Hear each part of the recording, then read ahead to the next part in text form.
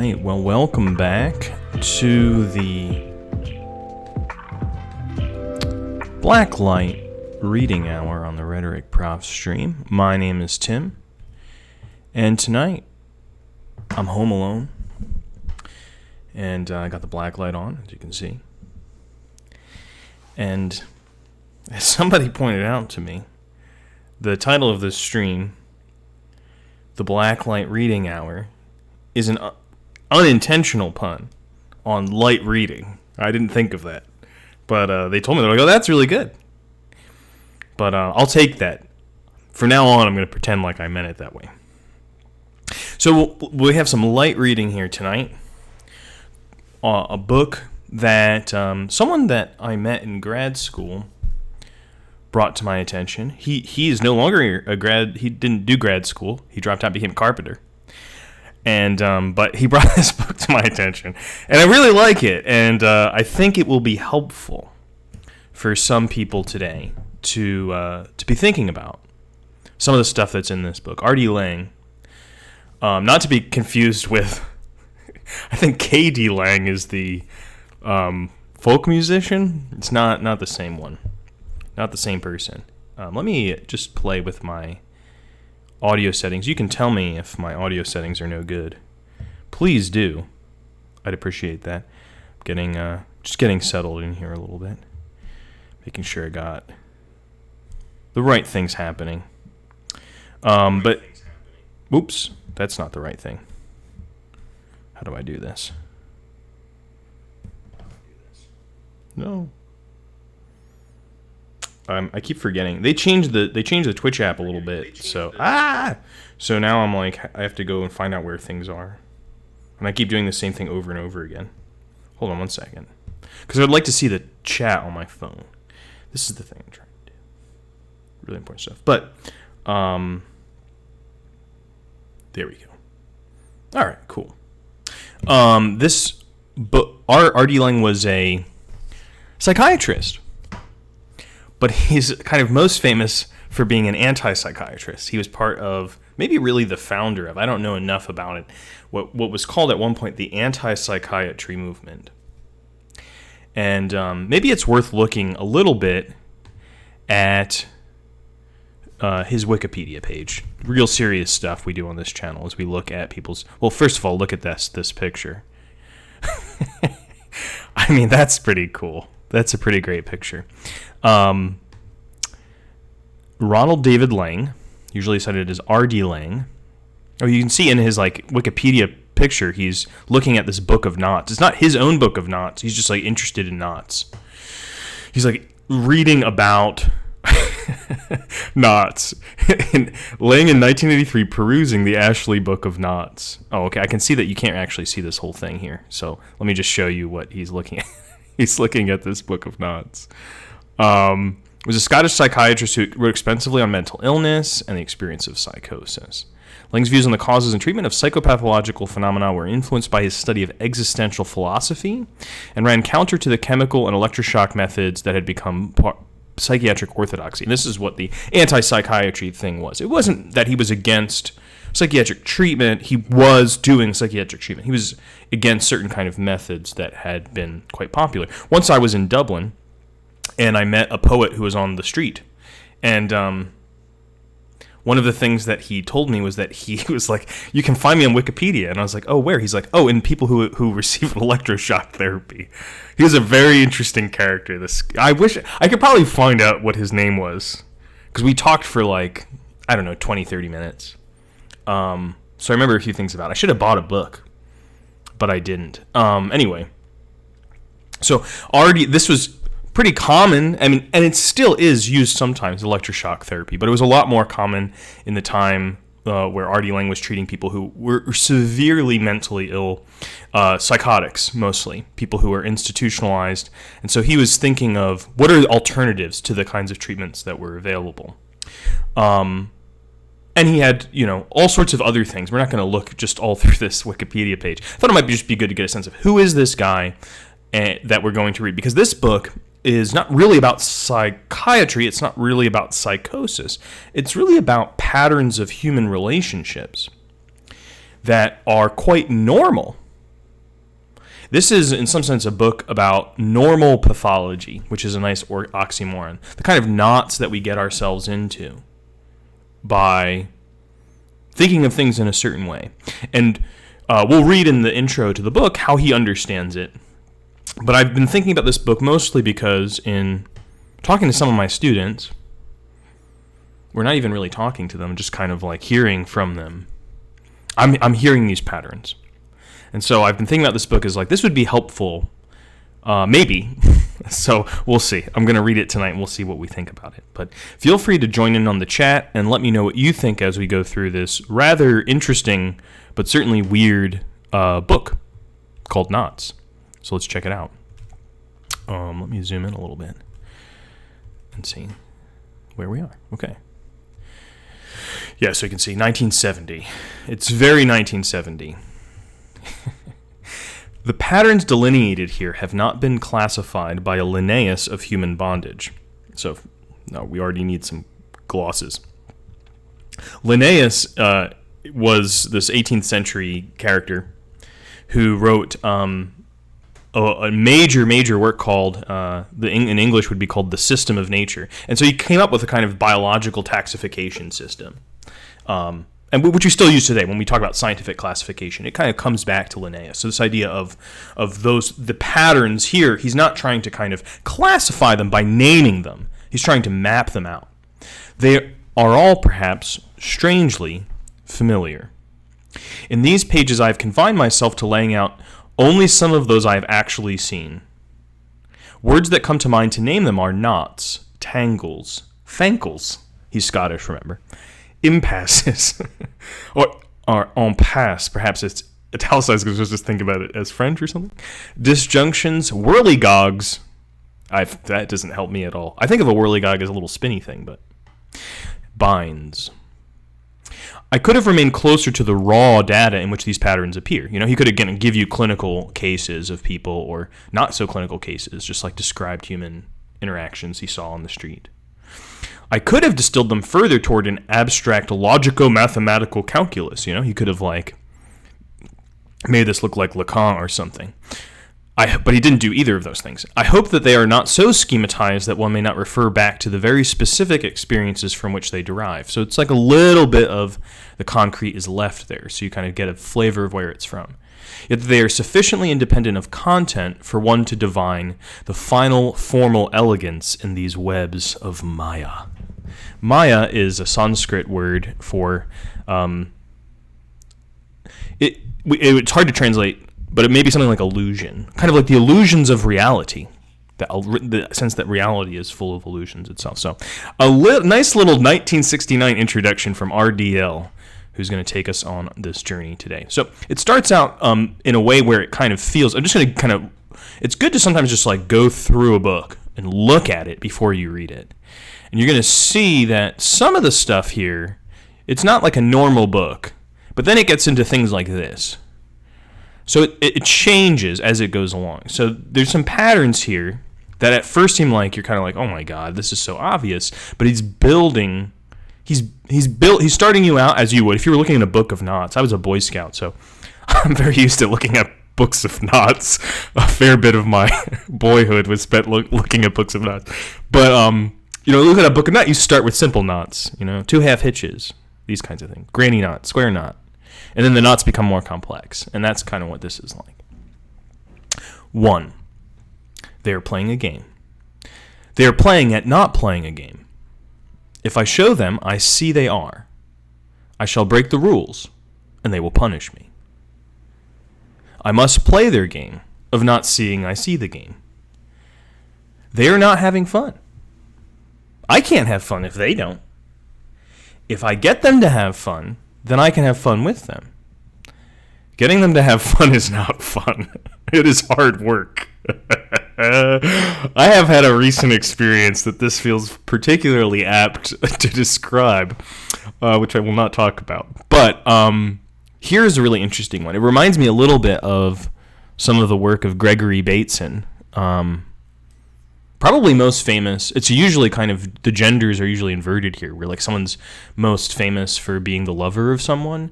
It's usually this kind of like misogynistic gendered thing. But here it's kind of opposite. Gregory Bateson's probably most famous for being the lover of Margaret Mead, or maybe husband. I forget if they were married or not. But he also wrote a lot of stuff in his own right it's very interesting. And he wrote this book called Steps to the Ecology of Mind, where he talks about like going to the zoo and watching animals playing. He's like, well, really, what is playing? And so he talks about like the nip versus the bite, that there's a kind of signal there to be like, well, you have to kind of know that this is a game by framing it in such a way that it's clear that it's different. But if you kind of say, oh, look, this is a game, it kind of breaks the rules. It breaks the game. So how do we do that? And this is the very first knot. And I think this is a very interesting place to begin, because it talks about, or kind of reminds us of all the implicature involved, the implicit stuff that are involved in communicating with other people, but not just communicating like my ideas to you, communicating in the sense of like having relationships with other people. And so then you get to the point where like we're playing a game. And so I have to kind of pretend that I'm not playing in order to play. Okay, there's already this paradox. But then you're like, oh, well, this game isn't fun, so what can we do? If we stop, should we kind of commit to the game or not? And now we are knotted. That's our first knot. Okay. I have no idea how I'm going to go through these, but I'm curious what your thoughts are, if you find these like familiar at all as we read them. I might get fun out of finding why they're not. I'm not supposed to get fun out of working out why they're not. But there is even some fun in pretending to them I'm not having fun, finding out why they're not. A little girl comes along and says, let's have fun. But having fun is a waste of time, because it doesn't help to figure out why they're not having fun. So I'm so pot committed to the game now of making them have fun that am I playing a game anymore? I don't even want to have fun. I wonder if this seems reminiscent of anything to you. How dare you have fun when Christ died on the cross for you? Was he having fun? It is our duty to bring up our children to love, honor, and obey us. If they don't, they must be punished.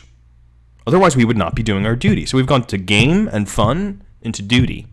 How did we get there? Maybe we could go back and look at it, but if they grow up to love, honor, and obey us, we have been blessed for bringing them up properly.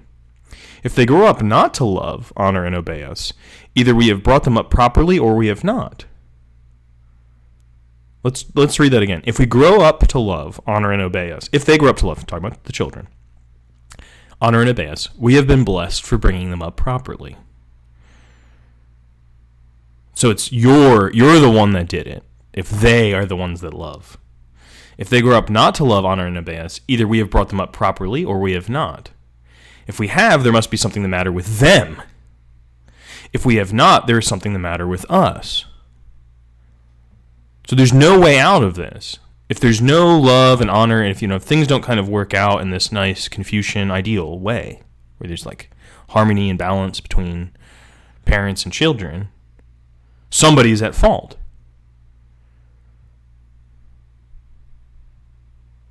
What a knot to be in. A son should respect his father. He should not have to be taught to respect his father. This one's great because look here. You should. I remember. I don't want to kind of like go into my own psychoanalysis here, but I do remember this kind of interesting thing that sometimes when my father would come home from work, he would be like, "Why don't you say hello? Why don't you all come and say hello to me?" I'm like, "Well, we're like doing other things, and like we say hello when you come in." And he was like, "A father, like when the father comes home, you should do this."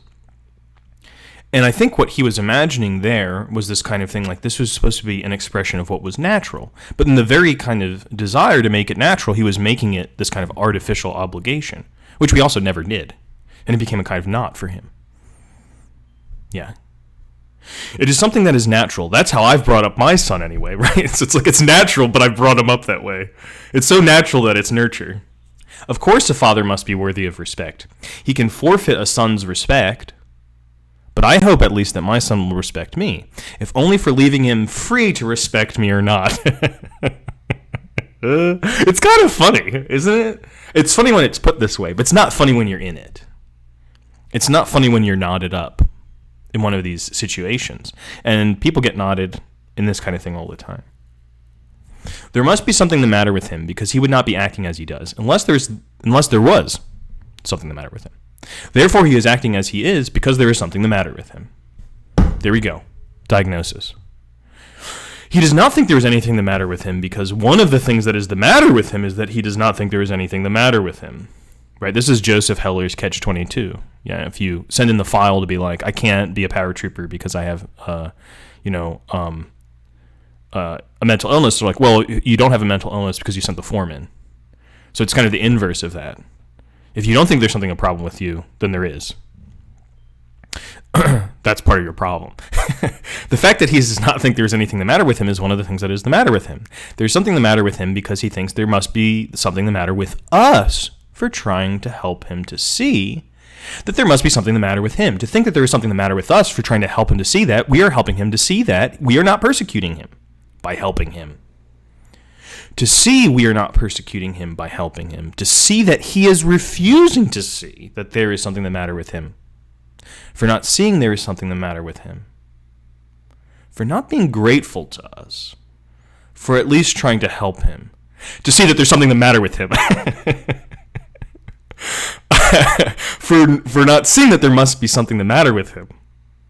For not seeing that there must be something the matter with him. You're starting to get how it's kind of naughty. It's hard to follow the syntax of it. So he's not grateful. Let's go back. For not being grateful to us, for at least trying to help him, to see that there is something the matter with him because he does not see that there must be something the matter with him, for not seeing that there must be something the matter with him. And now it's kind of recursive. For not seeing there's something the matter with him, for not seeing there's something the matter with him, for not being grateful that we never tried to make him feel grateful. We get to this kind of recursive loop here, which kind of ends, at a certain point, just because he's like, you get the point, and once you say it 4 times in a row. Hitches. These are kind of not where you kind of make loops. This is like the hitch. All right, here's the next one. But it's related. You can kind of see they build on each other. Welcome to the stream. We're reading this very strange book about knots. But not about knots that you might tie. Well, perhaps you do. But let me know what you think about these. Do these seem familiar to you?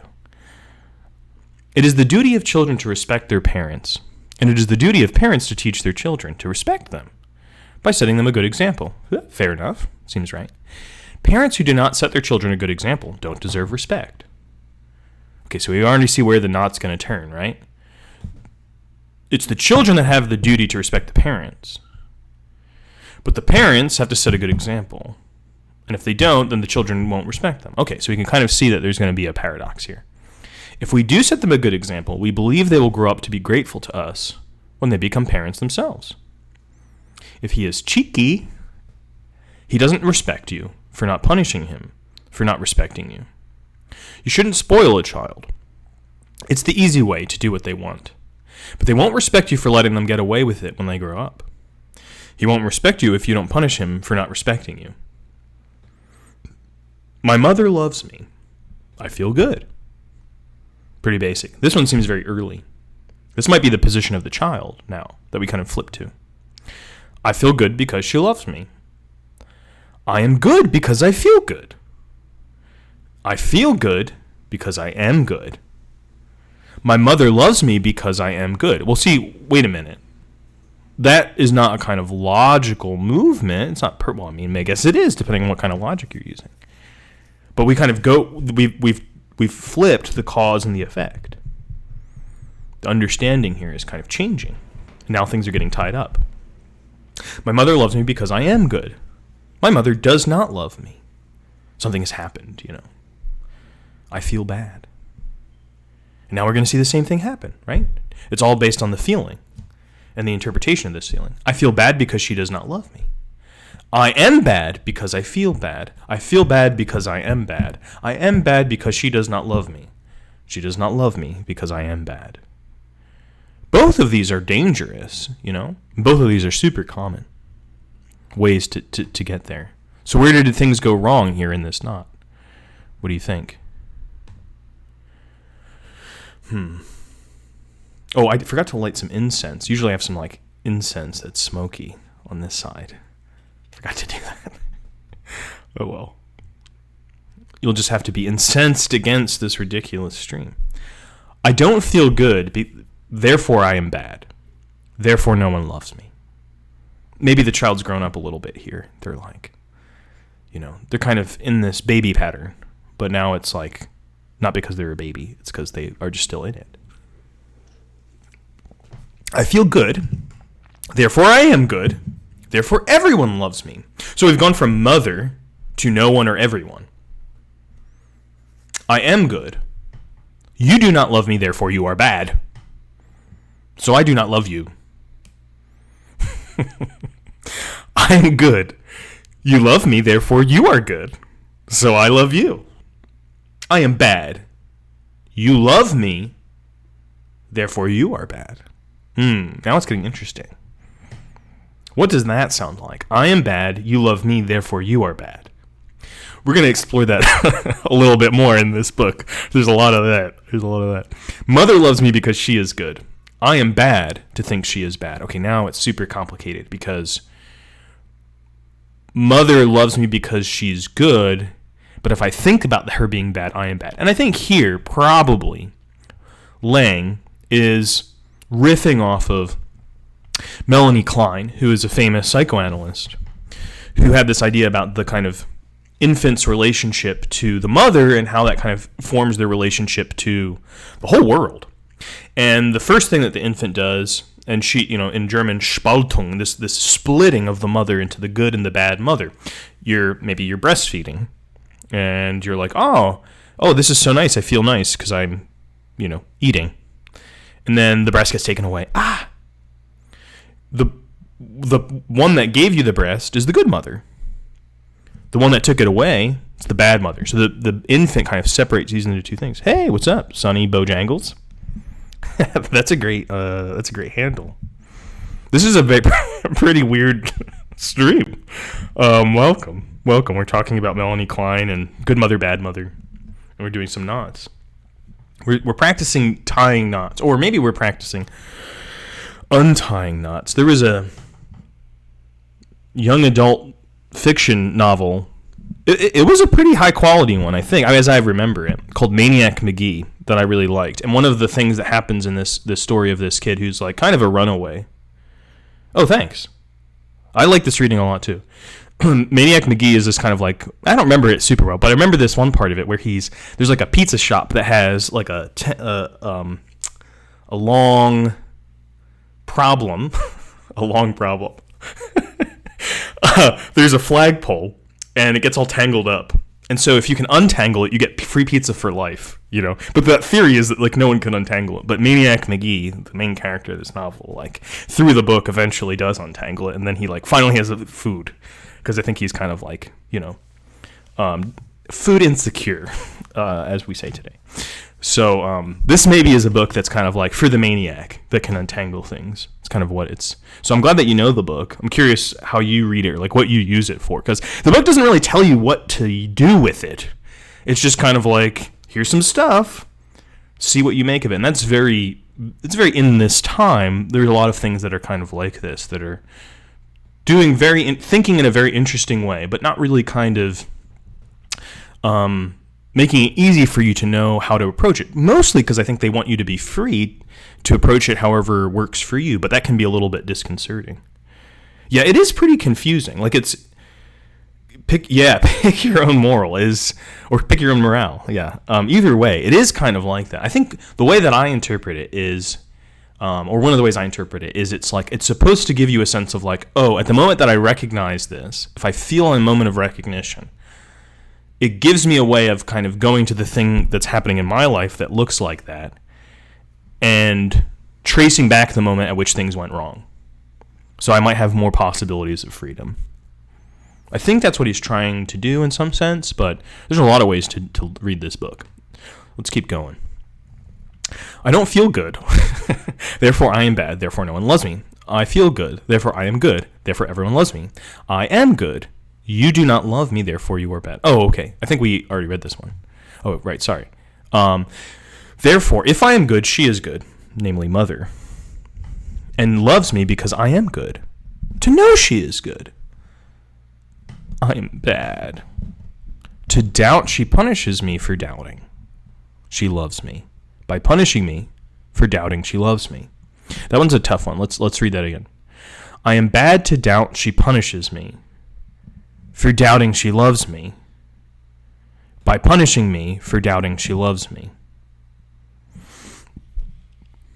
I think it's very common. People don't talk about this a lot, but I think it's very common for children, regardless of whether they come from great families or from broken homes, regardless of the situation, to have moments where they doubt whether their parents love them. I'm sure there are exceptions to this rule. I don't know if those exceptions are people that are very healthy or very sociopathic. It could be either way. But I think many people have this experience where you doubt that your parents love you. And this is a kind of image of that. And kind of how it starts to relate to punishment. Well, what's the reason? Sometimes things happen that are bad or that feel painful that you interpret as punishment. They might not even be punishment. And then you try to come up with the reason for it. Oh, this must be why you were doing it. Or you were being punished. But maybe sometimes people are, adults are, when you grow up and you find out, adults are just as fucked up as everybody else and don't necessarily have it all figured out. So sometimes they just punish their kids because they're like, I need an hour away. Go to your room. Or they're drunk or, abusive. There's lots of things that can happen. But the child trying to figure it out, the child's isn't illogical. The children are hyperlogical in some sense. They're trying to put it all together, and they come up with these knotted kind of ideas. I am bad to doubt, she punishes me for doubting she loves me by punishing me for doubting she loves me. So the kind of whole reason that she's punishing me is that I doubted the reason for the punishment, right? Something that's kind of like recursive. She says it must be her fault if I doubt she loves me. You know people that do this, that say this? Oh, you don't love me. So, some others. I'm not going to say which ethnic stereotypes these relate to. Oh, I see what it's like. You don't love your mother. She's no good. She doesn't understand what you're doing out in the big city these days. These kinds of things. She feels bad because I don't think she loves me, because she feels bad when I don't think she loves me. She feels it is her fault that I can be so cruel as to doubt she loves me. When she makes me feel cruel, to think she tries to make me feel cruel. To be kind is good. To be cruel is bad. Okay, good. Whew, we're back on some level ground, right? Or so it seems. It is bad to feel mother is cruel to me, and hence bad. Wait a minute. So to be cruel is bad. That seems kind of, sensible. But then if I feel that you're being cruel to me, I'm the one that's doing bad. Right? Because it's mother that we're talking about. Mother is cruel to me. But she's only being cruel to be kind. Cruel to be kind. I'm going to get a DMCA strike just for singing. Because I thought she was cruel when she was cruel in punishing me. Because I was cruel to her to think she was cruel to me for punishing me.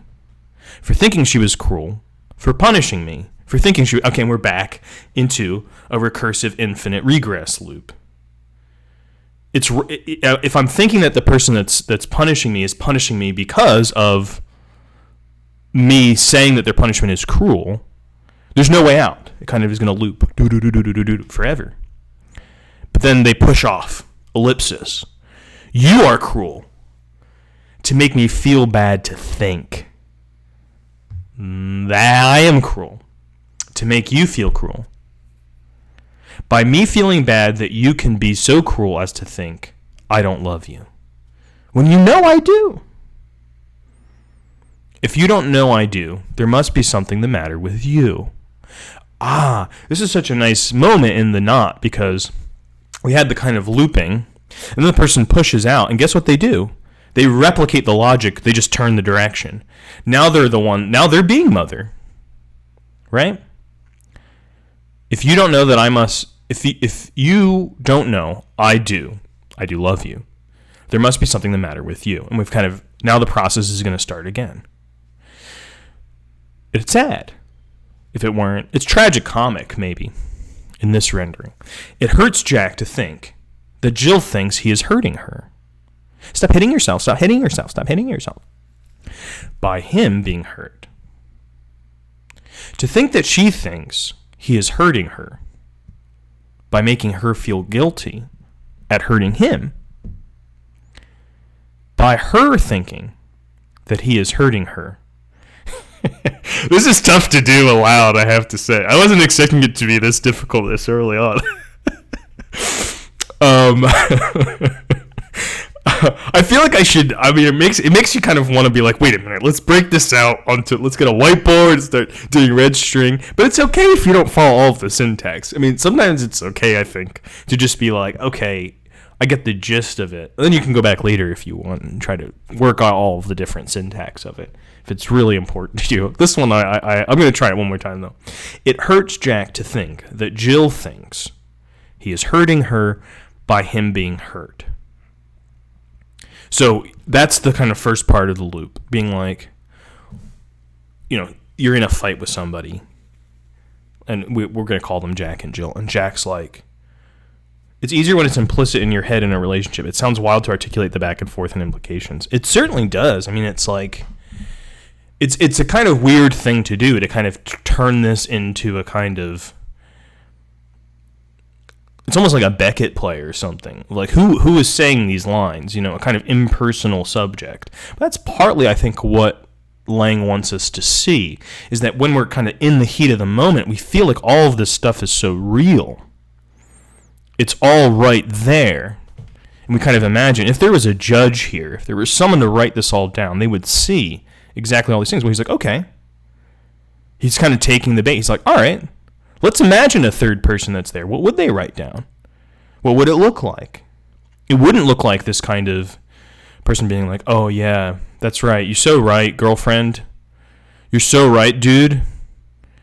Everything you're saying is true. It'd be this person who'd be kind of like transcribing the logic of the situation. It would look like this, and it would just be a bunch of knots. And he wouldn't be able to adjudicate it by being like, it's true or false, or it's just or unjust. It's not that kind of a thing. It's not amenable to that kind of a judgment. It needs a different kind of intervention. It needs to be untied. Yeah, which is why it's helpful, I think. So yeah, let's go back to this one. Let's do this one. It hurts Jack to think that Jill thinks he is hurting her by him being hurt. So it's like someone's kind of being like, oh, like someone does something, they're like, oh, I'm sorry that I did that. I'm like, oh, I'm so offended that you think I would be hurt by that. And now we're in this kind of weird, that she thinks he is hurting her by making her feel guilty. No, I don't want you to feel bad at all, baby. At hurting him. By her thinking that he is hurting her by his being hurt. To think that she thinks he is hurting her. And we're kind of in the loop again. By the fact that da capo sine fine, which is a musical term, which means go back to the beginning, the head, capo, without end, just endlessly. It's going to go on like this forever. And this is going to be a kind of like, people might call this manipulation or gaslighting. The thing is, it's like the person doing it doesn't necessarily know that it's manipulation. They're in a knot too. Da capo sine fine. We're just going to keep going on forever. Wow, that was just one. That was just one. It's a short book. Look, it's 98 pages, and they're not, at least in this kind of weird, this isn't like the published print version of it. This is just some random PDF I found. So, I should get a hard copy of this book. I should get a hard copy. But that was just book one, and I feel like I just did a kind of workout, but I don't even know what organ I worked out, or like what. It wasn't necessarily my brain. It wasn't really my body, but it was like, it's like an invisible organ somewhere between my brain and my body that's involved in this. It's a super weird book. It kind of like makes you, gives you a special feeling. All right, number 2. I'm going to take a sip of beer. Yeah. Whew.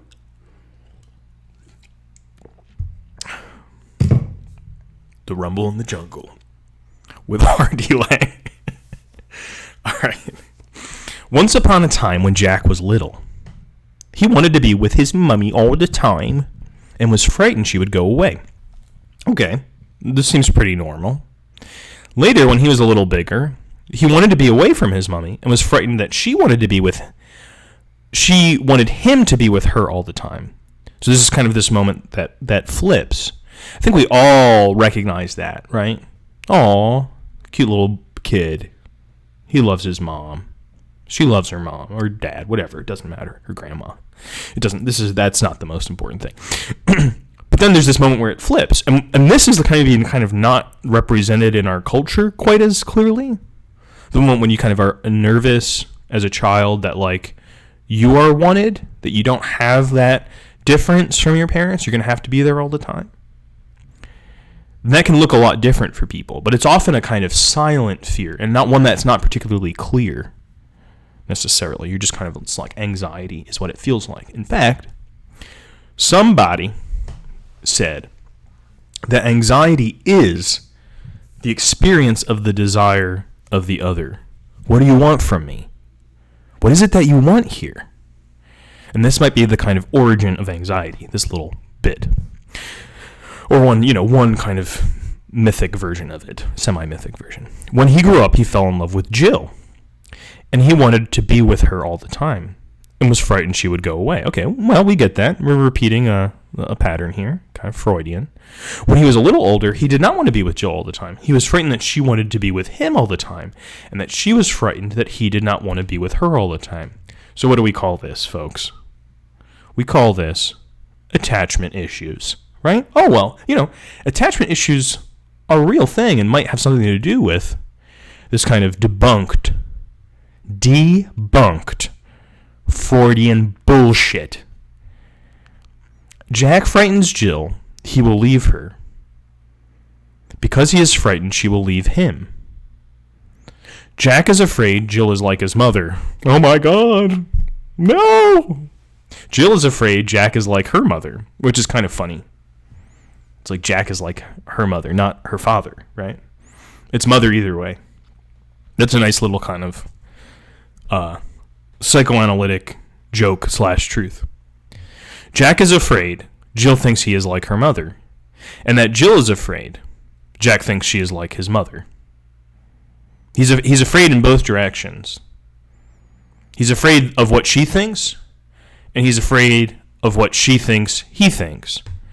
And Jill is afraid Jack thinks she is like his mother, and that Jack is afraid Jill thinks he is like her mother in the same way, this kind of game. Jack wants to devour his mother. Didn't see that one coming, did you? That's pretty weird. Jack wants to devour his mother and be devoured by her later. He oscillates between wanting to devour her but not wanting to be devoured by her, and not wanting to devour her but wanting her to devour him. Okay, this is pretty weird. Not gonna lie. Have you ever encountered the internet phenomena of vor? So, if you need a little bit of an education in people having images of being devoured and wanting to be devoured, go check that out. And this might seem a little less out of the blue. Later still, he does not want to devour her and does not want her to devour him. Please don't devour me. Jack feels Jill is devouring him. Now it's a metaphor. No, yes. I'm assuming that's about vor. Yeah. I'm not suggesting, for the record, I'm not suggesting, especially if any of you are my students, that you Google vor. I'm just saying, if you need to understand that this is a real thing, that's what you would do. Okay, hopefully we're clear. Later still, he does not want to devour her and does not want her to devour him. Jack feels Jill is devouring him, and now it's this kind of metaphorical way. It sometimes becomes a little bit disturbing to kind of really tune into metaphors and kind of really, really think deeply about metaphors, because like you just kind of see all of this stuff happening when people talk that you maybe don't even really want to experience. You kind of like hear a lot more of what things might mean. And this is one of these moments where it's kind of like he's kind of reminding us of these things like, oh, God, she's devouring me. And that there's kind of like a history of a desire and a fear here that's kind of from a different scene, a different moment. He is devoured by his devouring fear of being devoured by her devouring desire for him to devour her. And so now it's her desire. Oh, you wanted me to devour you. And that's what I'm fearing. Now he's being devoured by the fear itself. Is it a metaphor? He feels she is eating him by her demand to be eaten by him. Two people who originally wished to devour and be devoured are devouring and being devoured. She is devoured by him being devoured by... I feel like having an American accent is not so good for this passage. This would sound much better if I were Scottish, but devoured. Don't love it, but bear with me. She is devoured by him being devoured by her devouring desire to be devoured. He is devoured by her being devoured by him not devouring her. Okay, you can see where we're going. He is being devoured by his dread of being devoured. She's being devoured by her desire to be devoured. His dread of being devoured arises from his dread of being devoured by his devouring. Her desire to be devoured arises from her dread of her desire to devour. Yeah. I don't even know what else to say to that one. Jill. Now we're going to hear from Jill. Jill is going to be the speaker now for a little while. I don't respect myself. I can't respect anyone who respects me. I can only respect someone who does not respect me. I respect Jack because he does not respect me. I despise Tom because he does not despise me. Too real for me, IRL. It is too real. It's funny because it is too real, right? It's too real. But it's not from... What's it from? It's just some words on a page. Or is it? Only a despicable person can respect someone as despicable as me. I cannot love someone I despise. Since I love Jack, I cannot believe he loves me. What proof can he give? Oh my God, Jill. Jill, why are you always like this? Jill feels safe to be angry with Jack because Jack does nothing. She is angry with Jack because he does nothing. Ah, you see, this is a nice little one, right? We like to go and feel things where it's safe for us to feel them. Don't we? Even though the feelings are negative or bad. She is angry with Jack because he does not frighten her. Wait a minute. What? That's so weird. She's angry with Jack because he does not frighten her. Remember that all that kind of frightening, desire, devouring stuff earlier? That's kind of, echoing in the background here, I think. He does not frighten her because, doing nothing, he is useless. She feels safe with him. Therefore, she despises him, you beta cuck. She clings to him because he does not frighten her. She despises him because she clings to him, because he does not frighten her. Jill knows she is inferior. I actually like how I said that. You have to say it with a superior tone. Jill knows she is inferior. Therefore, she is superior to anyone who thinks she is superior to him. What a strange kind of love. Someone, this person who's like always talking shit on the person that they're with? But then if anybody else does, they like fly off the handle. Maybe some of this might be going on. Jill, I am frightened. Jack, don't be frightened. Jill, that ish is toxic. Jill, I am frightened to be frightened when you tell me I ought not to feel frightened. Frightened. Frightened to be frightened. Not frightened to be frightened. Not frightened. Frightened. Not to be frightened. Not frightened. To be not frightened. Jill. I'm upset you are upset. Jack. I'm not upset. Jill. I'm upset that you're not upset. That I'm upset you're upset. Jack. I'm upset that you're upset that I'm not upset that you're upset that I'm upset when I'm not. Jill, you put me in the wrong. Jack, I am not putting you in the wrong. You put me in the wrong for thinking you put me in the wrong. Forgive me? No. I'll never forgive you for not forgiving me. You think I'm stupid. I don't think you're stupid. I must be stupid to think you think I'm stupid if you don't. Or you must be lying. I am stupid every way. To think I'm stupid if I am stupid. To think I'm stupid if I'm not stupid. To think you think I'm stupid if you don't. I'm ridiculous. No, you're not. I'm ridiculous to feel ridiculous when I'm not. Isn't that what you're saying? You must be laughing at me for feeling you are laughing at me if you're not laughing at me. How clever has one to be stupid? The others told her she was stupid. So she made herself stupid in order not to see how stupid they were to think she was stupid. Because it was bad to think that they were stupid. Someone I love, someone in my family, I feel like someone who's very smart. I think definitely kind of lived her life in this knot, much of her life in this knot, of kind of being seen by men mostly as not being intelligent or not being as smart as she was. And so she kind of played that role as a way to kind of get along.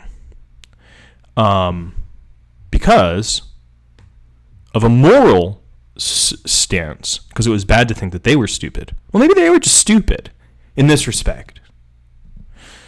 I don't know. Or maybe not. Maybe it's neither nor. She preferred to be stupid and good rather than bad and clever. It is bad to be stupid. She needs to be clever to be so good and stupid.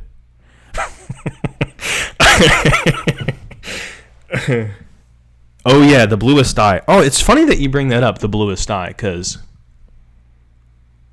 there's like two things. I keep trying to write something about this, and everyone I send it to is like, rejection. This is too weird. Oh well. This is... I must be clever to be so stupid. I could say too. But yeah, I think about the bluest eye and Nietzsche together, which are not, maybe not normal things to hold together. But yeah, in the bluest eye, Mrs. Breedlove's foot, there's a lot of things in the bluest eye. There's a number of things that could fit in this, or some of these knots. But finding that kind of thing to do the thing in order to give reason to you feeling bad is a pretty common feeling, I think. Where, like, you don't know why you feel bad can become a motive for feeling bad, for making yourself feel bad. Because it feels better at least to know the reason why. It's like how sometimes people go to the doctor, right? And they're like, oh, I feel so off and weird. And the doctor comes back like, clean bill of health. Nothing's wrong with you. And people get pissed. That's not what they want to hear, right? Because what you want is like, you have a little thing. I can cut it out of you. And it'll be done. Or what they want to hear is like, you have something terribly wrong with you. Now everyone's going to have to feel for you. And your pain is going to become real to others. But you go to the doctor and the doctor's like, you're fine and you're suffering. That's like the worst, because now you're suffering and your suffering is also not real. This is like the epilogue I'm writing to Knots on Twitch. That's just another one, I guess. It is bad to be stupid. She needs to be clever to be so good and stupid. It is bad to be clever because this shows how stupid they were to tell her how stupid she was. It is boring that you were frightened. You are boring me by being interested in me. I'm trying to be interesting. You are very boring. You are frightened of being boring. You try to be interesting by not being interested, but are interested only in not being boring. You are not interested in me. You are only interested that I be interested in you. You pretend to be bored because I am not interested that you are frightened, that I am not frightened that you are not interested in me. Welcome to so many dates that people have had, right? This kind of interaction, but not just, first dates. This can be a whole relationship of someone kind of being like, oh, you're such a homebody. You're so safe. It's like, okay, is that really all that's going on there? Or is maybe one of these things happening and we're nodding ourselves up? Jack, the trouble with you is that you are envious of me. Jill, the trouble with you is that's what you think. Go Jill!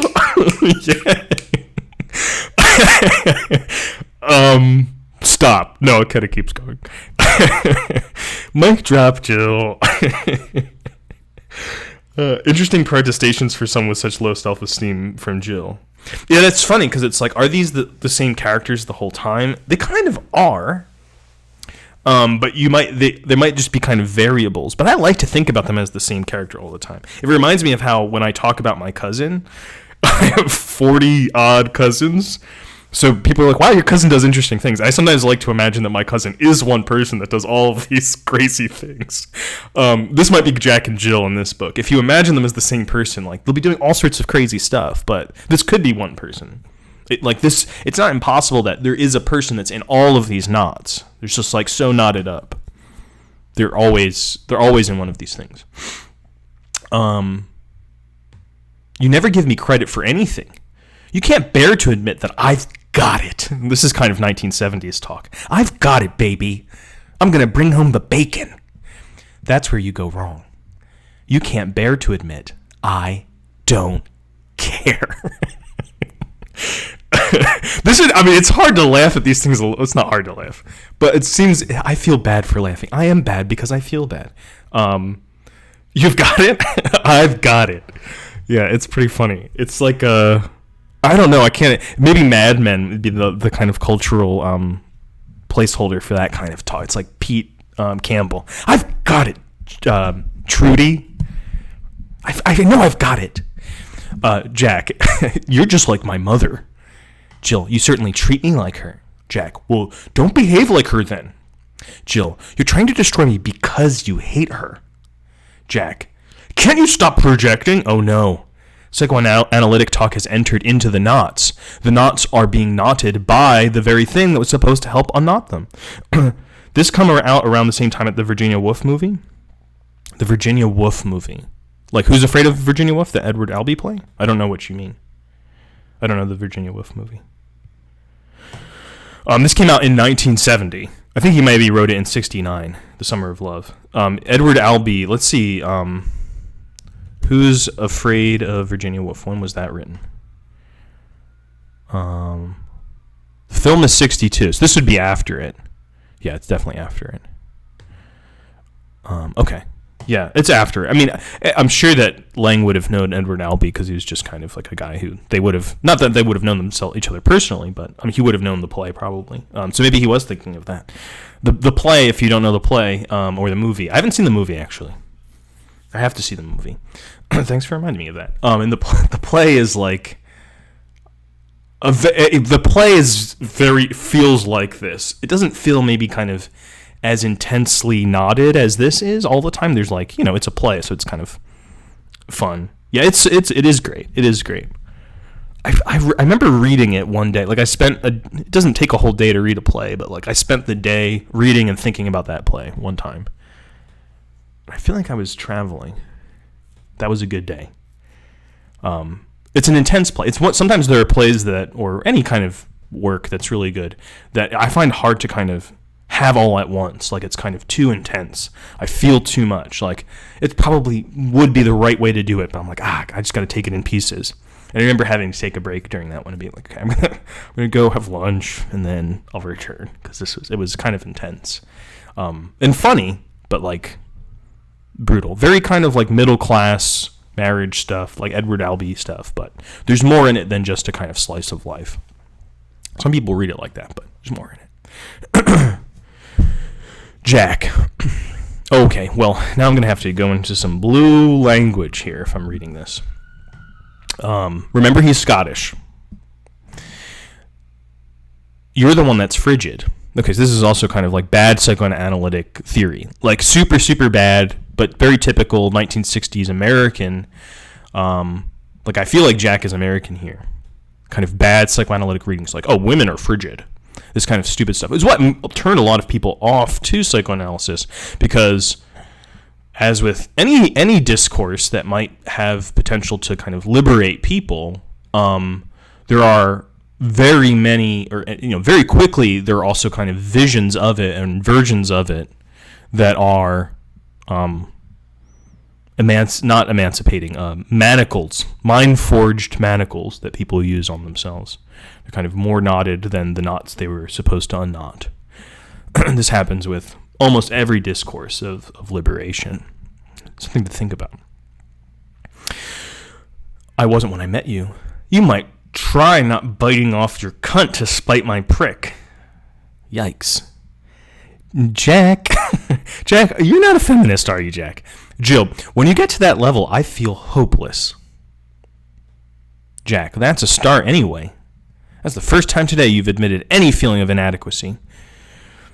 He's putting her down so he can feel that she's really feeling inadequate, so that he can feel inadequate and recognized. Jill, can't we just be friends? Jack, of course. I'm friends with you all the time. Like he said 2 sentences ago, you might not try not biting off your cunt to spite my prick. Some friendly bants. I'm happy you're unhappy. I'm unhappy you're unhappy. Jack's unhappy that Jill's unhappy.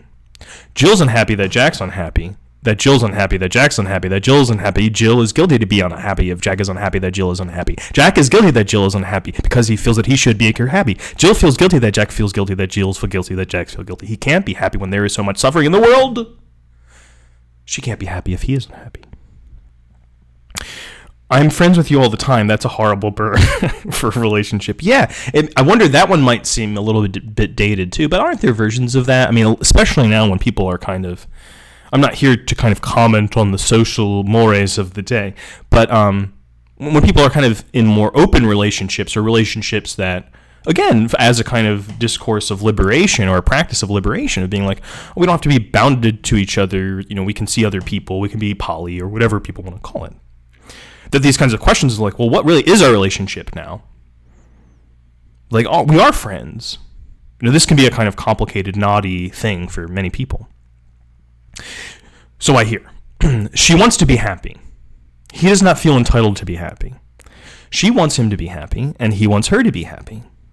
He feels guilty if he is happy, and guilty if she is not happy.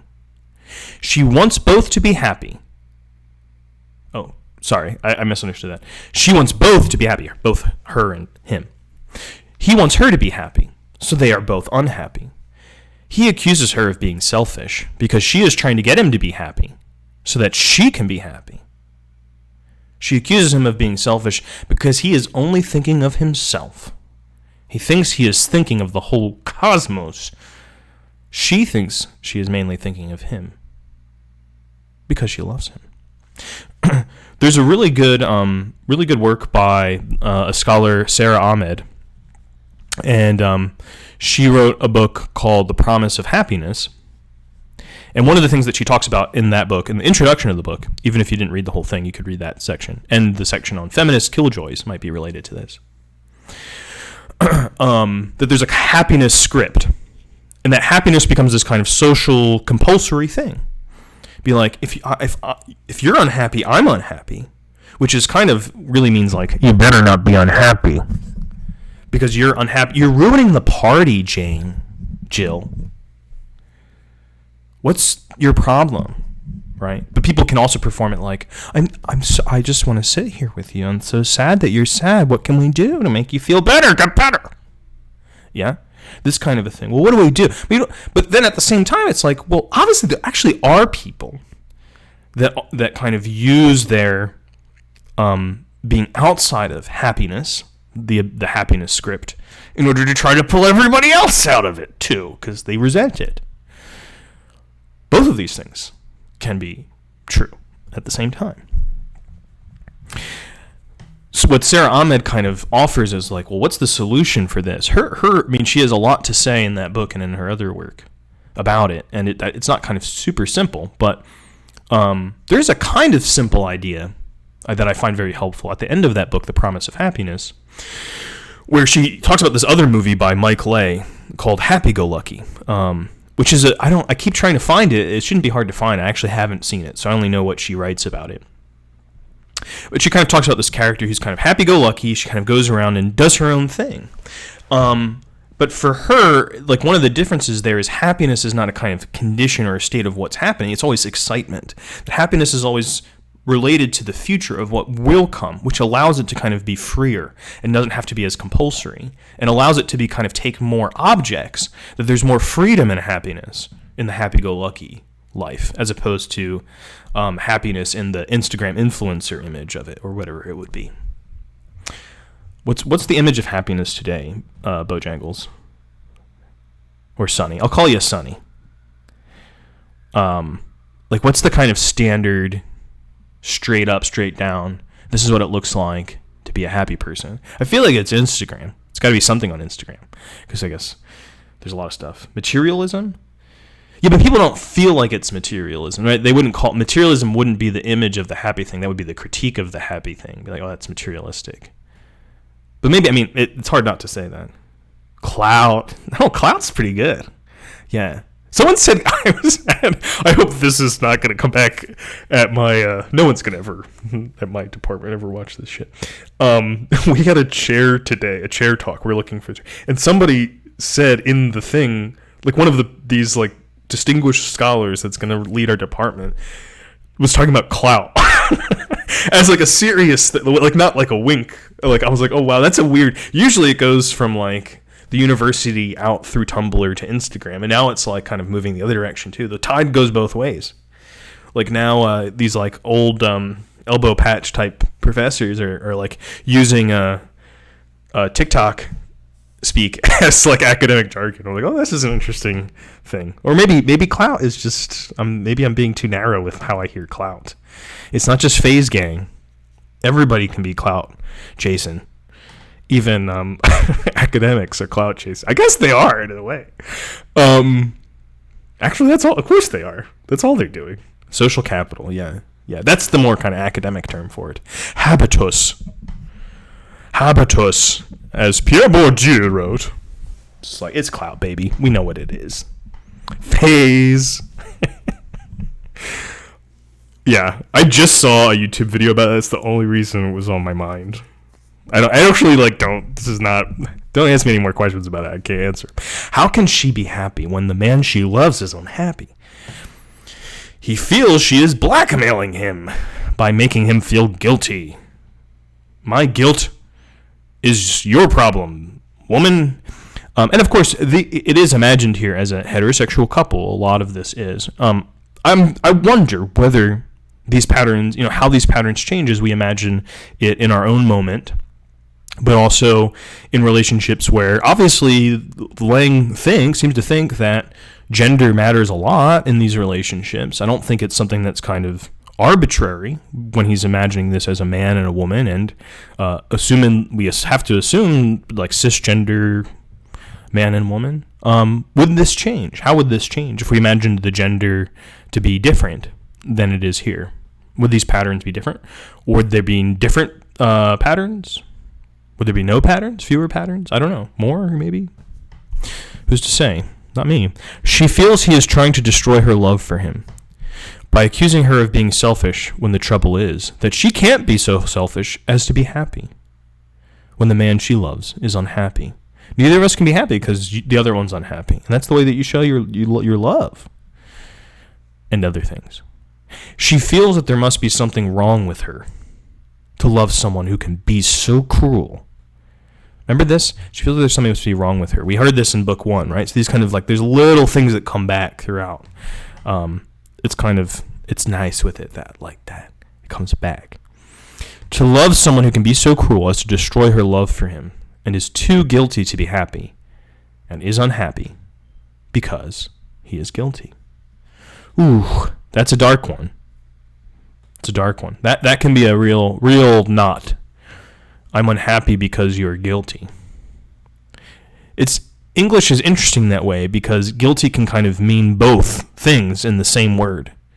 It can mean like you're guilty means that you feel guilty, and you're guilty means I judge that you are guilty. I'm giving you the sentence. I wonder if that ambiguity would be different in other languages, whether it would kind of sound different or feel different. But perhaps there are other ambiguities that might do the same things in other languages or similar things. He feels that he is unhappy because he is guilty. To be happy when others are unhappy, and that he made a mistake to marry someone who can only think of happiness. Oh, that's all you ever think about. You're just all sunny and sunshine and rainbows, okay? Well, I'm the one that has to go, whatever I have to do. She has started to drink. Good. Oh, thanks for reminding me. As a way to cope that makes her less able to cope. Ooh, copes that make you less able to cope. I think that's most copes. The more she drinks, the more frightened she is of becoming a drunkard. The more drunk, the less frightened of being drunk. The more frightened of being drunk when not drunk. The more not frightened drunk, the more frightened not drunk. You kind of feel like it's funny because the words themselves get drunk at the end. Oh, is this actually a reference to the play? Oh, you must know it very well, Sonny. I don't know it that well. But yeah, if that's a reference, that'll be cool. I have to read it side by side next time I look at it. The more she destroys herself, the more frightened of being destroyed by him. The more frightened of destroying him, the more she destroys herself. Or it might just be that, Albee did such a good job of capturing this particular kind of relationship that was happening in the 1970s that, we associate it with his work. But yeah, maybe it was just really on the nose in the time, You are a pain in the neck. To stop you giving me a pain in the neck, I protect my neck by tightening my neck muscles, which gives me the pain in the neck that you are. You see how it kind of moves from metaphor into body and then back to metaphor? For Laing, this is not accidental. He's playing with words, but he's playing with words to show us how we play with words. How metaphors kind of move back and forth between being interpreted literally in ways that are not maybe always fully conscious to us. So he's got a pain in the neck because he's tightening his neck. So manly of you, Jack.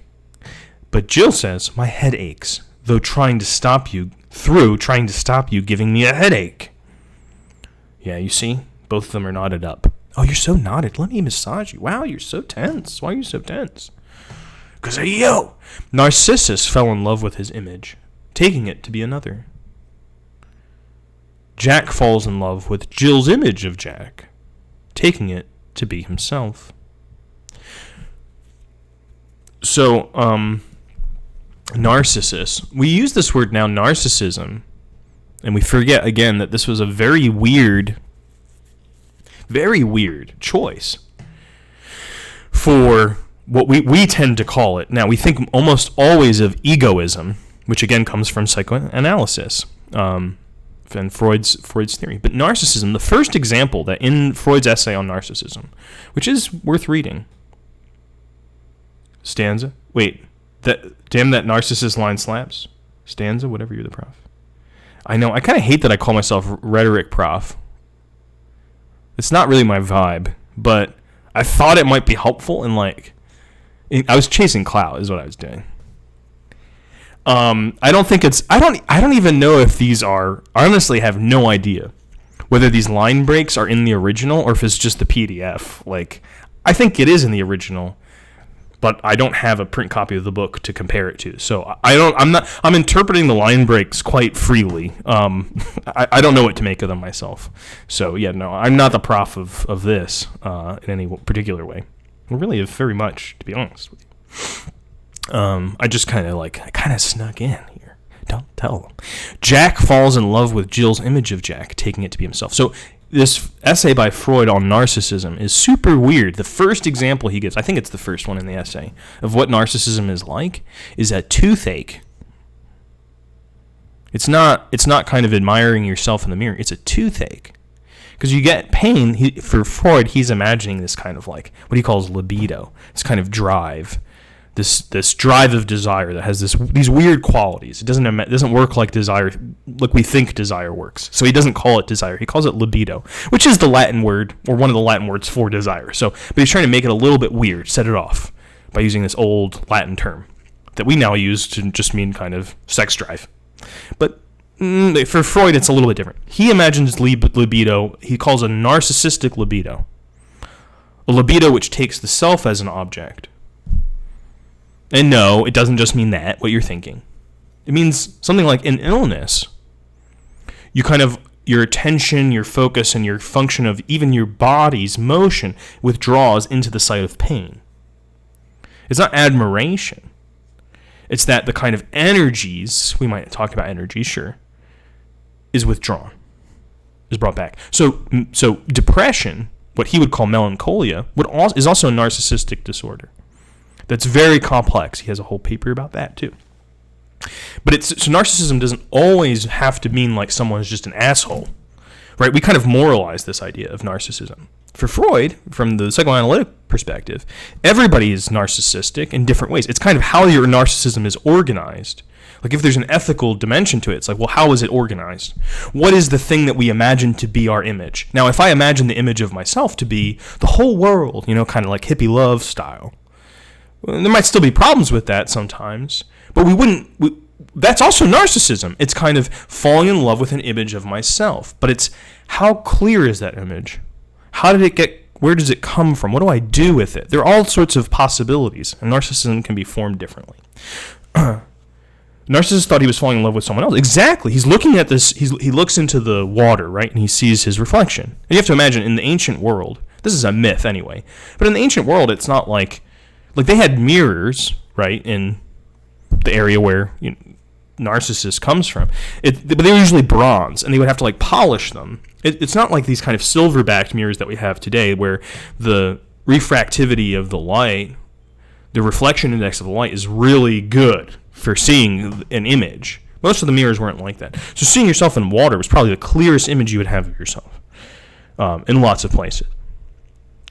And he looks at it, he looks into the thing, and he's like, oh, there's somebody there, right? There's all these other things that happen in the myth, echo, and la, la, la.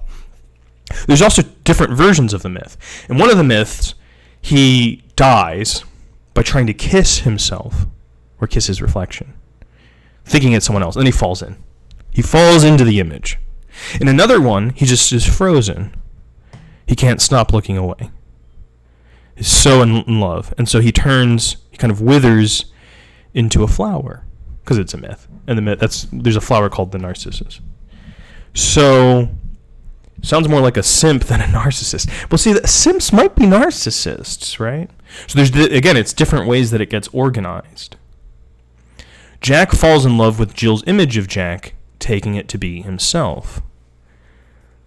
The way you look at me. Well, yes, you're in love with the person because you're in love with their love of you. There's an image of you that they have that maybe you don't even have. Maybe you don't even like yourself. There's a lot of narcissists that don't like themselves.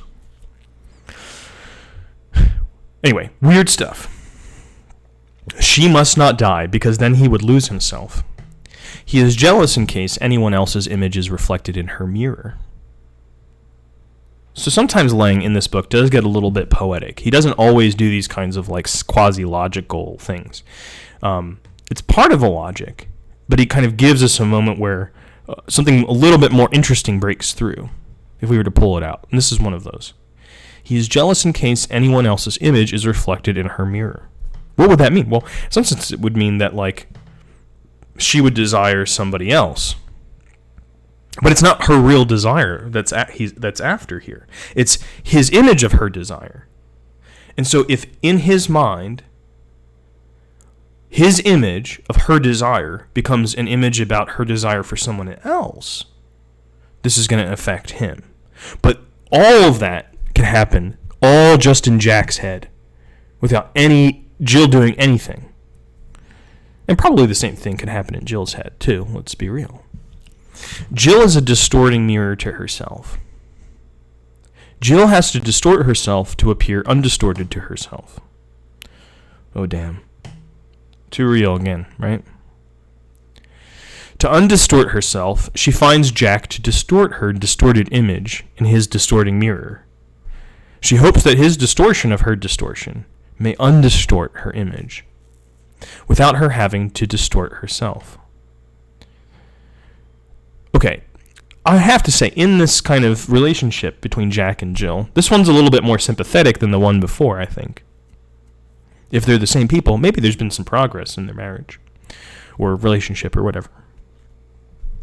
But it's also not symmetrical. Like, Jack, in some sense, Jack is in the stupid position. Like, they're both making mistakes. They're both confused about something. But Jill's is a lot subtler. Jill's knot is a lot more complex. Because it's not that obviously false as Jack's is. She understands that she's distorting herself. She understands. For Jack sees Jill as a mirror because he doesn't understand. He's a narcissist. He's looking in the water. He doesn't understand that it's water. He doesn't understand that he's the one that's seeing himself. And he's like, he widens his eyes and he's like, oh wow, those wide eyes. She must really love me. He's doing all of it. But Jill's like, I understand there's a distortion and I want to undistort it. But I want to undistort it without distorting myself, because to distort myself would be, the way to undistort myself, right? So I have to kind of, like, the image and the reality don't match up.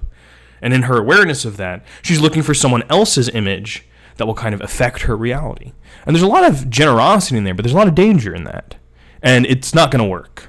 It's not going to work in the way that there's never going to be an undistorted image. It's just not going to come out. Or it's not going to be an undistorted image, at least in the sense that Jill's imagining.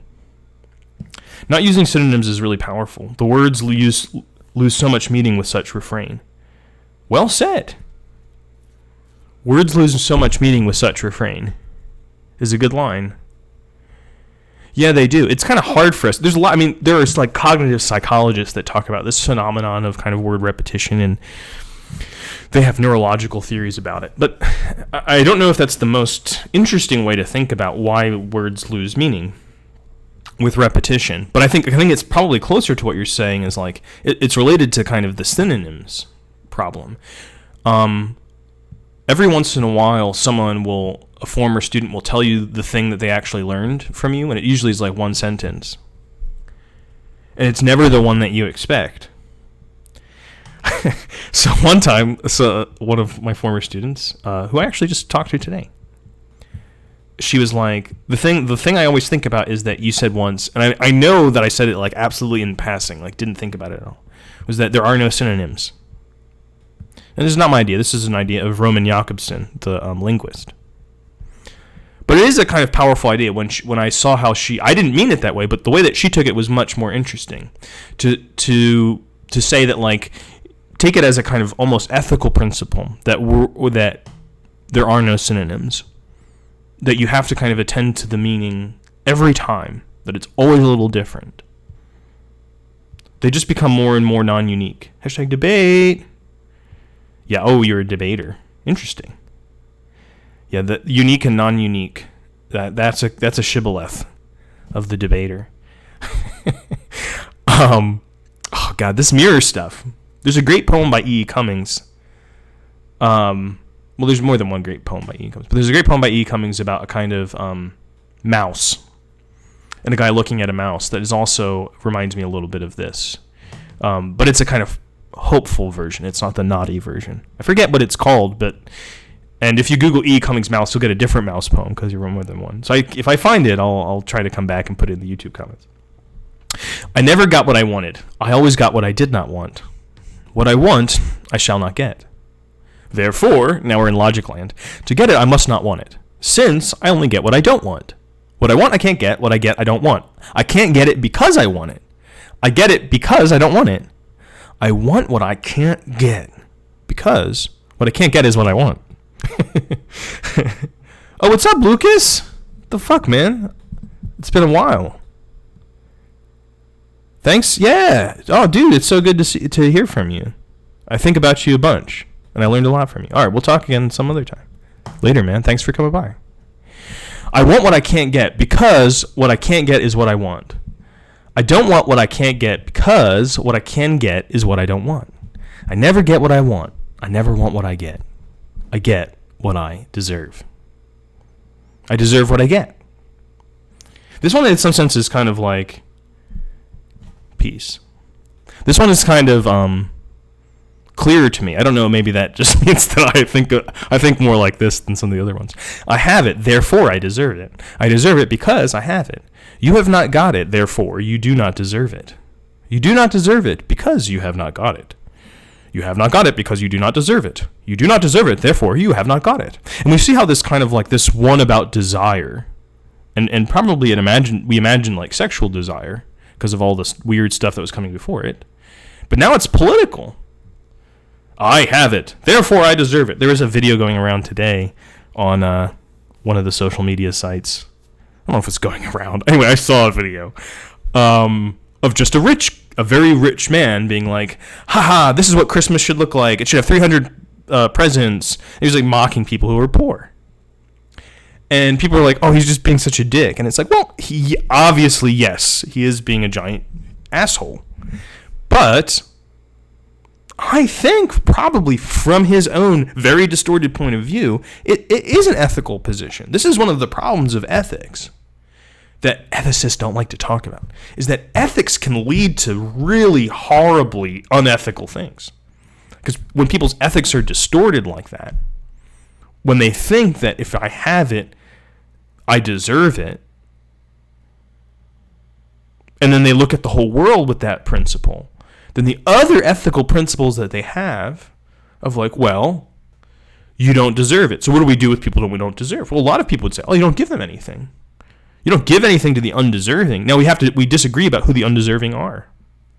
And this is why it's not so obvious in politics that you can just say that your enemies are kind of like evil, horrible people who kind of want the worst for everyone else. From their own point of view, they're ethical. Most people. Which is kind of worse. It's kind of more horrifying, I think. But if you believe that there is some possibility for things to appear differently, you have to recognize you're talking to an ethical being. You're talking to an ethical being precisely at the moment that you're talking to someone who's like the most monstrous individual that you can imagine. And that's one of the reasons that it's so monstrous. If it was someone who was just kind of like pursuing their personal advantage and using dissimulation and hypocrisy, like they wouldn't be a monster. They'd be like, not the best. The monsters are the ones who are like, no, this is not just what is good for me. This is what is good. Very, very, very dangerous. I am not entitled to what I have. Therefore, everything I have is stolen. If I've got it and I'm not entitled to it, I must have stolen it because I'm not entitled to it. I'm not entitled to it because I have stolen it. I've stolen it, therefore I'm not entitled to it. I am not entitled to it, therefore I must have stolen it.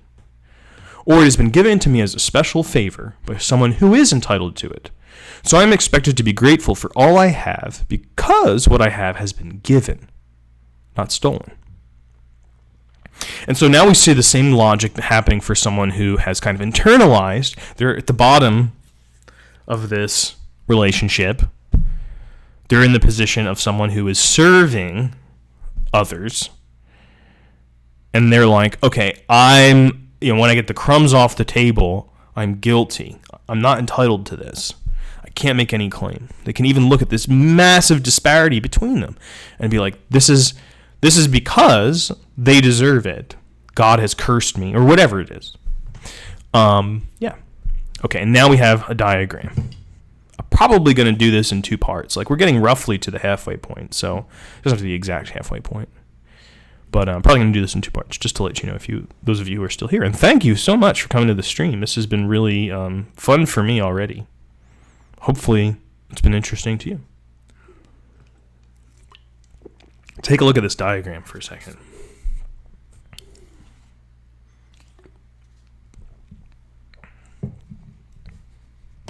You can see it's basically exactly what we just read up here. And he's just illustrating the circular logic of it. Does it seem familiar? I hope it doesn't, It would be nice in some sense if it didn't, but I have a suspicion that it might.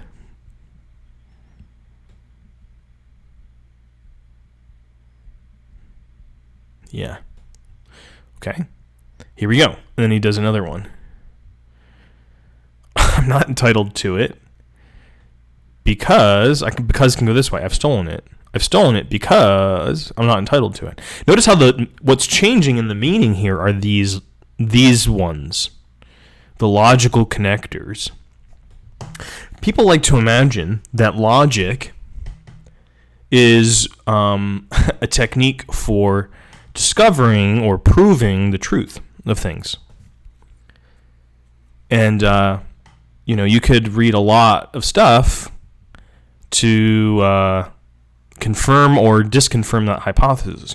There are pretty massive literatures on that question in both directions. But one of the things that this kind of diagramming might help us see is that what's changing is not this part. It's actually the logical connectives are changing their meaning. Let's just look at what this means if we go in two directions. I'm not entitled to it because I've stolen it.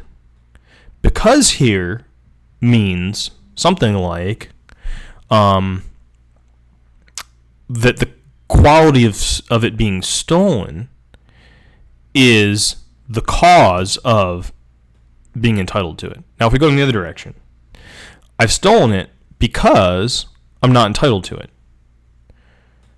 Well, is he saying, or is she saying here that what caused them to steal it is that they're not entitled to it, or that it's called, and here it's kind of like the naming of this thing is that my relationship to it is stolen in light of the fact that I'm not entitled to it. It's a different kind of because.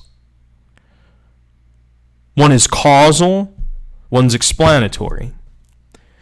But because we don't necessarily make that distinction in our thought of the thing, it's a feeling. The feeling's, not so good at grammar. We have that feeling, it kind of continues. It can kind of recharge itself continuously by using this loop. But it's a loop that exists in logic, the logic of language. But in logic. And the same thing happening with the therefores. It's kind of the same idea. Two different meanings of therefore. I'm not entitled to it, therefore, because I've stolen it, right? It's, again, showing this bi-directional meaning of this thing. Positive and negative binds. It's like a magnet, too, They kind of, you can think about it as like energetic. These are kind of coming closer and closer together, holding tighter and tighter and tighter over us, over to our sense of things. We can't find a way out. We're being squeezed by it all the time. Negative, can't win. Everything I do is wrong. Positive, can't lose. Everything I do is right. You're going to get tired of winning. Okay, I do it because it is right. It is right because I do it. The sing-songy, happy soul whistling down the street. The perfect circularity of a clean conscience. To have a clean conscience, you have to clean it. I want it, I get it, therefore I am good. I want it, I don't get it, therefore I am bad. I am bad because I didn't get it. I am bad because I wanted what I didn't get. I must take care to get what I want, and want what I get, and not get what I don't want. I like that one because all three of these are a little bit different. I have to get what I want, I have to want what I get, and I have to not get what I don't want. They're all a little bit different. Good, bad, get, not want, cannot. He's showing you kind of the elements of these knots, the logical elements, quasi-logical elements that make up these knots. These kind of ways that things get negated. Boom, boom. I can get what I want. I can't get what I want. I can get what I don't want. I can't get what I don't want. He's mapping out this kind of logical square of oppositions. Classical kind of logical idea. I tend to not get what I don't want. So, to get what I want, I pretend not to want it. I am bad to want what I can't get. I haven't got it, therefore I am bad to want it. If I am bad to want it, I shall be no less bad for getting it. I am bad to feel bad and bad to feel good, because the badder one is less bad one feels. There is something the matter with me, because I do not feel anything the matter with me. And they were right back to the beginning. Remember that one? That knot comes back. I know we have more diagrams. What one has been given one. What one has been given one. This sounds kind of gnomic. I wish I should get like an app where I can write on the screen and then erase it real quick. God, I'm such a fucking caricature of a professor. I'm like, where's my whiteboard? I can't even think without a whiteboard anymore. But the gnomic, gnomic, the kind of this level of language that's where maybe wisdom is, but these kinds of impersonal things that like everybody knows, but like nobody's saying them themselves. Like when you say the gnomic thing, the gnomic utterance, you're kind of saying it in this way that's like, it is true. It is not true because I say it. It's not true because I like went out and find out about it. It's because it's always true. It's a true thing. What one has been given one. This is kind of a gnomic utterance, Therefore, everything one is entitled to. The more one has, the better one is, because the more one has been rewarded for being good. Therefore, I get better and better through making more and more. Yeah. Grind, rise and grind. There was another video that actually really was going around today on social media, and I didn't even spend that much time on social media today. You don't have to go far to find these knots. There's some guy who is at a convention. I didn't look into the backstory of it, but he says, he's like, when my father died of Lou Gehrig's disease, I ate some barbecue and I went back to work. And then he says a few other things, and he says, because that's what men do.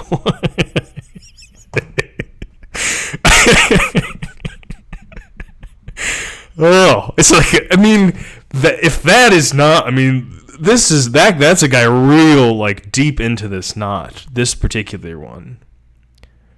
I get better and better through making more and more, God, what to suffer from such a disease, like give me porphyria or gout or the dropsy, not this idea that what men do is when their fathers die a painful death from a degenerative condition, that you eat some grilled meat as your morning ritual for an hour before returning to the office.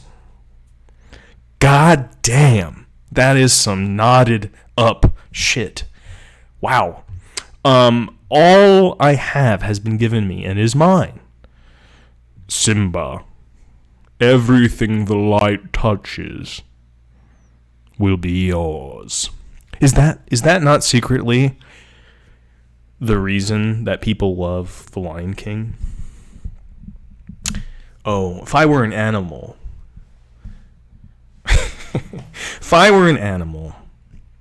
I would be free to have. Isn't it funny that we kind of have these images of animals as kind of being so free from the things that hurt us? Another guy said that these images of nature that appear in literature, especially when they appear in literature that's modern, the pastoral image, the shepherds playing it's the shepherd almost always.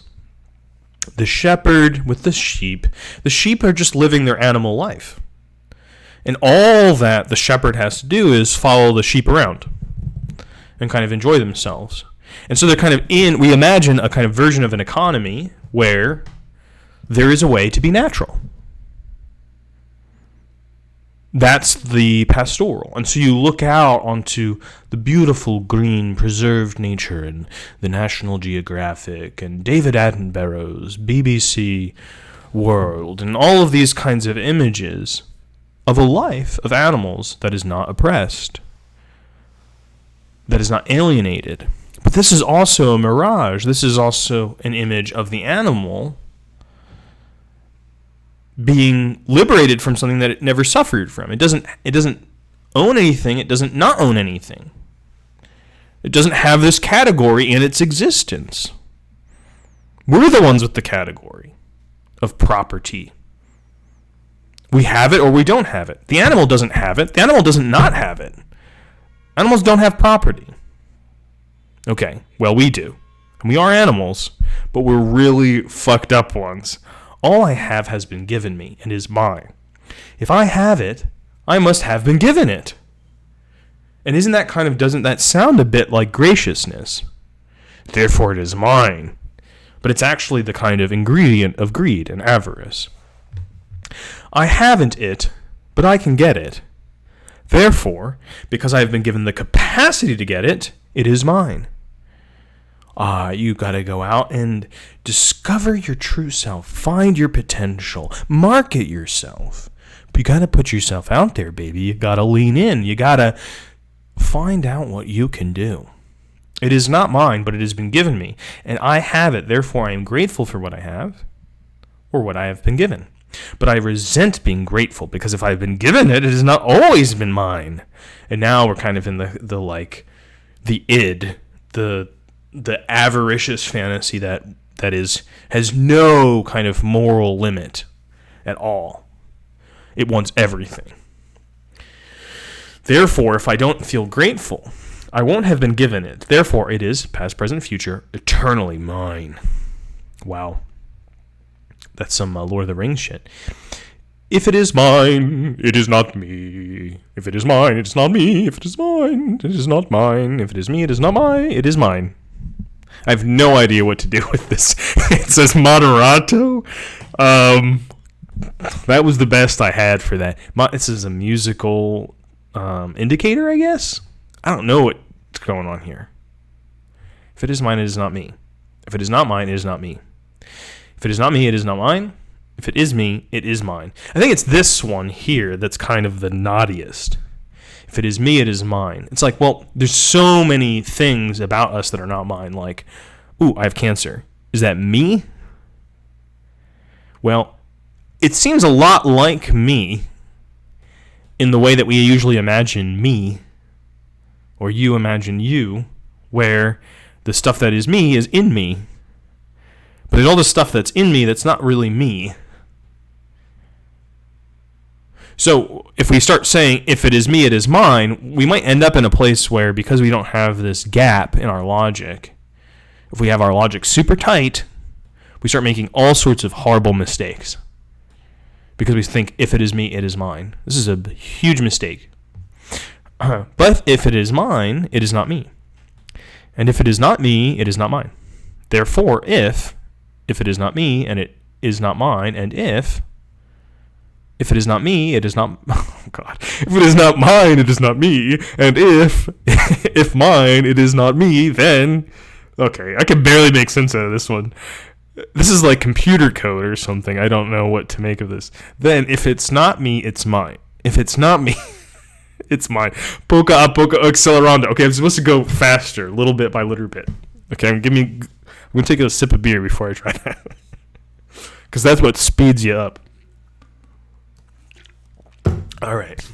Poco a poco accelerando.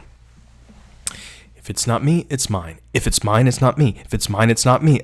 If it's not me, it's not mine. If it's not mine, it's not me. If it's not me, it's not mine. If it's mine, it's not me. I can't even do it. And there's still two more to do. Anyway, that's the idea. If it's not me, it's mine. Then, if it's mine, it's not mine. If it's mine, it's not mine. If it's 1, 2, 3, 4, 1, 3, 1, 2, 3, 2, 1, 5, 5. Oh, holy crap. Then, okay. You'd have to go back and read all of these things together. I get the gist. I'm not going to go do all of that. That's great. That's very 1969, 1970. We get the idea. We live in 2022. We don't do that anymore. Okay, yeah. It's so on. Yeah. Enharmonic change. Okay, let's look at this part. An enharmonic change, he's kind of playing off this musical idea of the enharmonic. So what's an enharmonic note? If you can imagine, if you have a little bit of piano in your background, it might be easier to imagine this. But if you think of the kind of traditional Western scale, and it's these letters, right? A, B, C, D, E, F, G. And then it repeats. A, B, C, D, E, F, G. And then there are these flats and sharps in between. Not all of the notes have flats and sharps in between them. E and F do not. B and C do not. Okay. But all the other ones do. If I say F sharp, that means kind of go up from F. And if I say G flat, that means go down from G. Well, if you go up from F and you go down from G, you're on the same note. But the note's been described differently. That there actually is a difference between F sharp and G flat. Musically, there is. Now, don't ask me to explain it to you. You got to go talk to somebody who really knows what they're talking about. I don't know what I'm talking about. That's as far as I can go. But I do know that there are reasons why it helps to think harmonically, sometimes of the note as G flat, and sometimes to think about it as F sharp. It's going to feel different in the music to think about it that way. So what's happening here in this logic is that there's a kind of something that's almost exactly identical, but it becomes something a little bit different because it's being kind of framed differently. And you can see these frames, these brackets are kind of coming out. It's the frame that's changing, even though the logic's remaining the same. So you can keep that in mind. I'm not going to go and follow all the numbers back, but let's read this part. If it's mine, it's not mine. If it's not mine, it's not me. If it's not me, it's mine. If it's mine, it's me. Then, which is like kind of logical idea that emerges in between this thing. This is going to be part of the not. If it's me, it's not me. If it's not me, it's mine. Okay, wait, that seems like a big change. If it's not me, it's mine. Oh no, that is here. I'm so this one's tough. This one's tough. Is this exactly the same thing? Maybe this is just the kind of like print version of it, and then they wrote the text out here. I don't even know what I'm looking at this point. Okay, I'm gonna have to call. I'm gonna wave the white flag here. Say, I don't understand how I'm supposed to interpret this. Don't have time to do it. This is the kind of thing that you might need to. It might not be best for a Twitch stream to try to read this. You need to sit down and like think about it, draw stuff. I feel like there are parts in this book that challenge what it means to read. We tend to think about reading as kind of looking at the words, understanding them. Here, there's more than just words, and the arrangement of the words is sometimes a big part of what they're doing. And the book kind of makes you want to draw stuff. That's my feeling. And when I've read it before by myself, sometimes I have drawn stuff, and it's been helpful in understanding it, but I'm not going to do it right now. Okay. And then it goes on and on and on. Just like that. You get the, I'm not going to read all of this. That would be like a performance art piece, which I guess I could do, but I'm not going to do that. I am it if it is not me. If it is not me, I am it. If I am not it, I am it. If I am it, I am not it. Okay, and then we're like back at a different word at least, which is nice. She wants him to want her. He wants her to want him. To get him to want her, she pretends she wants him. Now, is that manipulation? Or is that just human beings? I think it's just human beings. I think just people are like this. Maybe that's it, just how people desire. It does end up in kind of naughty situations. To get her to want him, he pretends he wants her. So neither of them really want the person. They want to be wanted by the person. Kind of an odd start to a relationship. Where is it? Jack wants, Jill wants. Jill's want of Jack. Jack's want of Jill. So. Jack tells Jill. Jill tells Jack. Jack wants Jill. Jill wants Jack. A perfect contract. And here, it might be worth thinking. Sometimes people talk about marriage as a contract. Immanuel Kant, the famous smart guy of the 18th, 19th century, described marriage as a contract between a man and a woman. I think he said, or two adults. I don't know what he said in terms of the gender. A contract between a man and a woman for the agreement for the mutual use of each other's genitals, which is about the coldest possible description of marriage that one could imagine. And here we have, I think, a play on that idea that it's a perfect contract, that what they want matches up. Jack wants Jill to want him, and Jill wants Jack to want her. But you see, they actually miss each other. Neither of them really wants each other. It's a perfect contract. Jill and Jack both want to be wanted. Jill wants Jack because he wants to be wanted. Jack wants Jill because she wants to be wanted. Jill wants Jack to want, Jill to want, Jack's one of her want. For his one of her want of Jack's want that Jill wants. Jack to want Jill to want, Jack's one of her want. For his one of her to want, Jack to want. Repeat without end. She does not get what she wants from him, so she feels that he is mean. You do this to yourself, Jill. I mean, come on. You don't even want him. Don't you know that? No, she doesn't. She's forgotten. She cannot give him what he wants from her. So she feels that he is greedy. He does not get what he wants from her, so he feels that she is mean. And he cannot give her what she wants, so he feels that she is greedy. Okay, they're both doing the same thing here. Finally, gender parity. Jill thinks Jack is mean and greedy. Jack thinks Jill is mean and greedy. The more Jill feels that Jack is mean, the more greedy Jack feels Jill to be. The more Jill feels Jack is greedy, the more mean Jack feels Jill to be. The more greedy Jack feels Jill to be. The more mean Jill feels Jack to be. The more mean Jill feels Jack to be. The more greedy Jack feels Jill to be. Jack feels Jill is greedy because Jill feels Jack is mean. Jill feels Jack is mean because Jack feels Jill is greedy. Jack feels Jill is mean because Jill feels Jack is greedy. Jill feels Jack is greedy because Jack feels Jill is mean. And then, here it is. This is what we've been doing. Going around in circles. What's the point to this? Same thing as we did before. The because. Here. Bring it together. Two poles of a magnet. Closer and closer together all the time. Just because.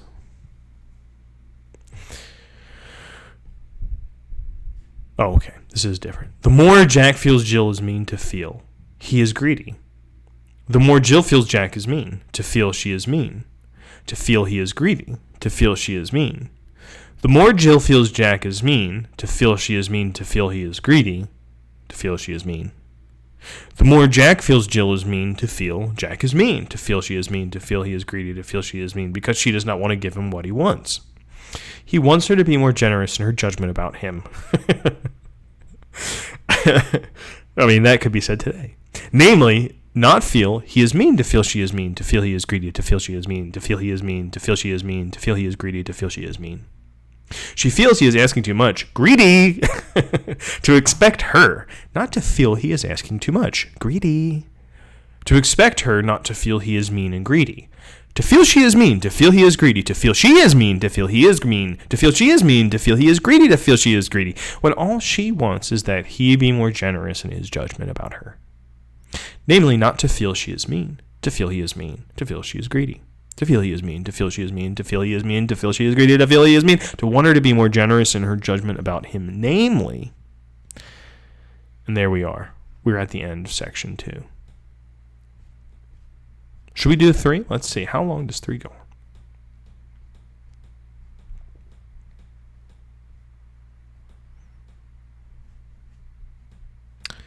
Three goes on a little ways. Yeah. Okay, and it goes. It's 4 sections, or no, it's a bunch of sections. But then they get really short. That's right. It goes up to like eight or something. So this might have to be where we leave it for tonight. But holy cow! Thank you so much for coming to the stream and sticking it out the whole way. I hope that you found this to be at least interesting, because I certainly find it to be interesting. It does feel, there are things about it that feel dated. It does feel kind of like a thing that couldn't be done in this way again. It couldn't be done in exactly the same way again anyway. And I think our attitudes towards psychoanalysis, towards gender, towards theoretical accounts of relationships that are universal, all of these things have changed quite a bit. So in some sense, this is like not the right moment for this book, you would think. Like, it doesn't seem to have a very open sense of gender, for instance. But at the same time, I think, I don't read everything that's coming out about gender. There's so much stuff about gender that's happening today, and it's really interesting the thought about gender that's being produced. There are real struggles around gender that are it would be wrong to call them interesting, because there's blood, sweat, and tears there. But the thought is very interesting. And this might not seem like a contribution to that tradition of thinking. But one of the things that, if we're going to read this as a kind of work that is, at least, if not about gender, it is one of its threads that are in all of these knots. It's that gender is kind of here not represented as anything physical. It's represented as something logical, and that there are kind of logical positions that anybody could inhabit that would be Jack or Jill. And that still might not be, up to the level that we are right now when we're thinking about gender. We might kind of look at that and still feel like, it's very structuralist, it's kind of universal, Jack and Jill, kind of Eurocentric. And all of that's probably true. I still find value in these kinds of things because they provoke us, they're spurs to thinking of things in different ways. And it's kind of like a cheat code for thinking in a different way. It's just to read old stuff, because it forces you to read in a different way or think in a different way. So, I didn't force you to be here. Speaking of not being forced, there can be kind of good forcings and bad. But anyway, thank you so much again for coming to the stream. I've had a really nice night alone, but I haven't felt alone because you've been here. And if you'd like to join me for part 2, I'm not sure exactly when that's going to be. My stream says I do this every Thursday. That's not really true. But if you want to come back some Thursday, you can subscribe to the channel. Not subscribe, whatever it's called. Follow the channel, and it'll give you an indication when I actually go live. And if you want to come back, this part 2 that I'll do at some point will also be up on YouTube like this, in my close reading series that I do when I read things at some length on this channel. And so thanks for coming out and hanging out a little bit tonight, and I'll see you next time. Later.